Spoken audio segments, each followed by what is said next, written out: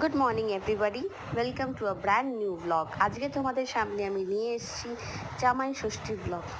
জামাই ষষ্ঠী এই দিনটা জামাই এবং শাশুড়ির কাছে খুব স্পেশাল, তোমরা সবাই জানো। সেই রকম একটা দিন আমরা সেলিব্রেট করলাম সানডে, কালকে 16 জুন। সকাল থেকে উঠে দেখতে পাচ্ছ আমার মা অনেক কিছু রেডি করেছে। যদিও আগের দিন আমি এসে গেছিলাম মাকে হেল্প করতে, তো মায়ের সাথে হাতে হাতে অনেকটা করে দিয়েছি। আর এই যে দেখো, জামাই এসে গেছে। মা আসতেই তাকে লুচি দিল এবং কিছুক্ষণ বসে থাকার পরে দুপুরবেলা ভাত পোলাও একে একে মা সাজিয়ে দিচ্ছে। দেখো, ডাল, ইলিশ মাছ, পাবদা মাছ, পমফ্রেট মাছ, মাটন, চাটনি, রাবড়ি, দই, 5 রকম ভাজা এবং মিষ্টি।